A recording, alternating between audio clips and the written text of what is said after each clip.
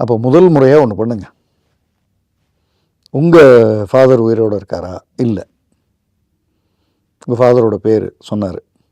முதல்ல ஒரு ட்ரஸ்ட் ஆரம்பிங்க. உங்கள் வீட்டில் மொத்தம் எத்தனை பேர் சொன்னார்?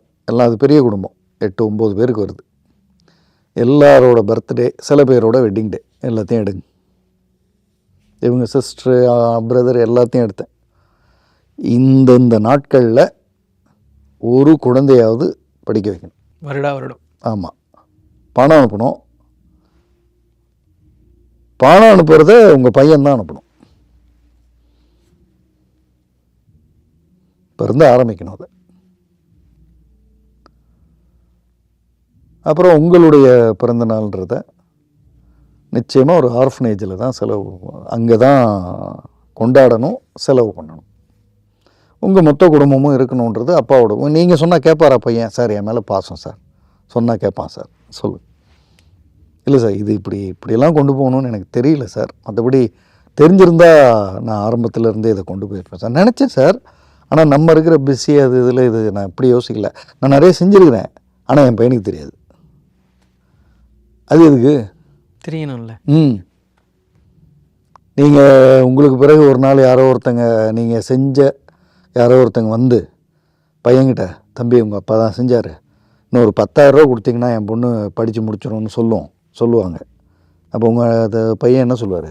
யார் ஓ எங்கள் அப்பா இருந்த உடனே ஏமாத்துறதுக்கு வந்துட்டாங்க, அப்படி தானே பேசுவார். சரிங்க சார்னாரு. அப்புறம் இன்னும் சில விஷயங்கள் பேசணும். இதே லைனில் இன்னும் நிறைய செய்ய முடியும் சார். நீங்கள் கிராமத்து பக்கம் போகும்போது பார்த்துருப்பீங்க, குழந்தைங்க வந்து காலுக்கு செருப்பு இல்லாததுனால அப்படியே இந்த மணலில், அப்படி சுடு மணலில் இப்படி நடக்குங்க. மரத்துக்கு கீழே கொஞ்சம் நேரம் நின்றுட்டு அப்புறம் போகுங்க. செருப்பு வாங்கி கொடுக்க முடியாது. எவ்வளோ ஆகிட போகுது? பேக் இல்லாததுனால, மழை பெய்யும்போது கொடை இல்லாததுனால இந்த புத்தகத்தை வந்து இப்படி வச்சுக்கிட்டு போகுங்க.